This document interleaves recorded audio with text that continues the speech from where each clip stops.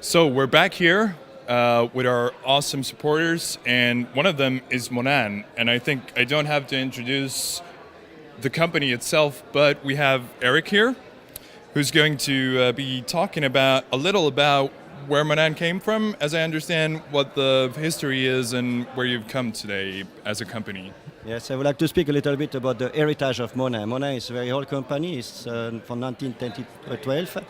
And we have today the third generation. The beginning was Monin not a producent of syrup, it was a producent of liquors. But after the First War, Mr. Monin took the decision to go and wait for the syrup. He saw the business was more easy as the liquors. It's very, very untraditional. But he take the decision to go on the way to the syrup, and he take the good decision. Well, today you saw Monin is more than 150 countries in the world. It's for a private company, it's very good. And we have more than 150 syrup. This is the biggest ones on the world.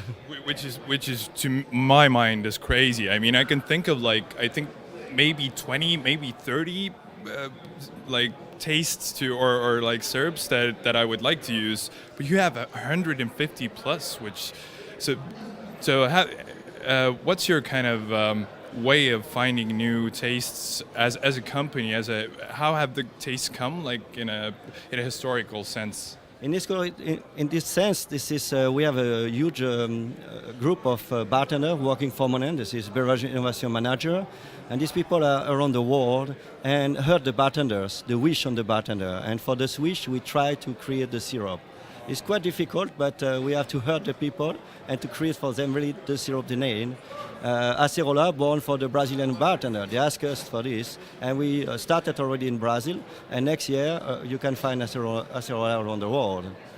Yeah, we tried acerola yesterday, and I have to say, at first I tried the cocktail, and I knew all of the other components, but I didn't quite catch what the scent was, and after I tasted the syrup by itself, and I have to say, it's another level in cocktail making, because I feel you can use it in salty cocktails a bit, because it has this note that you can use up with that. And salty cocktails, I think, haven't come to the market that much. So for me, that's one thing I'm going to test out at home. Yeah, this is true. We try to make the well balance in the inside on the syrup, and this one is very perfect in this way. You have some bitters, you have a little bit of acidity, and the sweetness also, but not too much. And this is why we can use really from the coffee business, also in the classical cocktail. And what we have to see when we talk about classic today, the classic become again modern, and every old cocktail are very modern today. And with Monin, we try to bring the new twist inside of this. And for this, Martin, we start to make for you a very nice cocktail, a classic cocktail. I don't like to talk too much about this. It's the job for the bartenders, and Martin is on the way. So thank you, Eric, for that history. And Martin, the stage is yours. Thank you. Hello again after yesterday. So, one of the most memorable cocktails from yesterday, I think, because of the. Remind me, it was just because of the acerola. I have to say, it was such a different experience for me, because I couldn't I don't have anything in Estonia to compare it with. So it was a new taste that was exciting for me. Yeah. Definitely, it was this combination of tonic espresso is very strange for if you didn't try it before, and also with the acerola on top is even more. So you need to get used to it basically. Yeah, but not getting used to it in a sense of when you're little and you start to drink beer, the first tastes are bad. It's not that kind of. It's the tonic and coffee, you don't really expect the taste combo, but the acerola, it fits together, and the acerola really brought it together and made it kind of simple to drink. Right. Yeah, it gets you get a little bit of the sweetness and the acidity inside, which is very nice, and it goes very well with the coffee as well. So today, I'm gonna do something different, I'm gonna do white Negroni with Italicus, which is my favorite liqueur at the moment. It's bergamot, you know. Yeah. Okay. Then a really dry vermouth, Neulipra, and a dry gin. So I have the dry part from those two ingredients, and I have the fruity sour part from the Italicus, and on top of that is the Acerola. I hope you're gonna like it.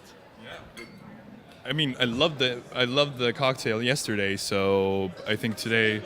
So you're gonna trust me? Yeah, but I mean, we're at the World Cocktail Championships. I have to trust these people. These people are the top of the best. So, but how has the?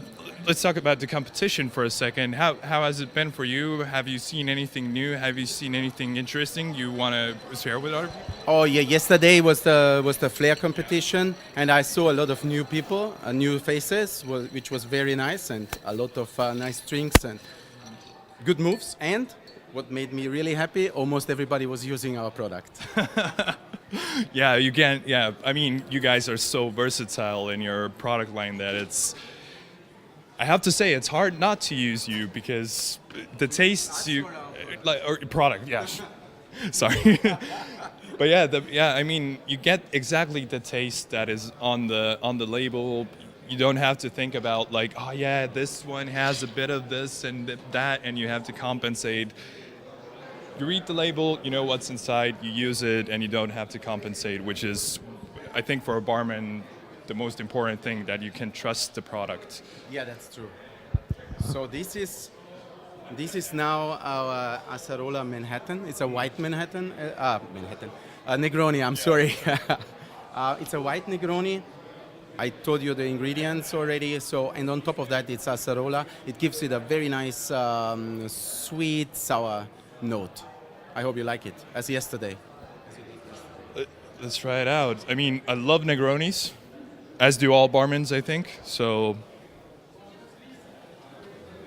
oh yeah, now I can smell the Acerola. Yeah.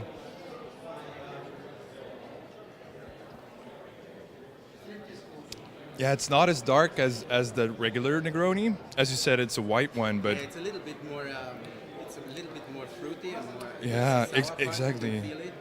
But the It Acerola comes really. from the Italicus and also from Acerola, of course. The Acerola on top changes the whole taste. Yeah, gives it a kind of. It gives you something to wait for. more complexity. Yeah. So thank you, Martin. Thank you, Eric. Thank you, Monin. And back to the stage.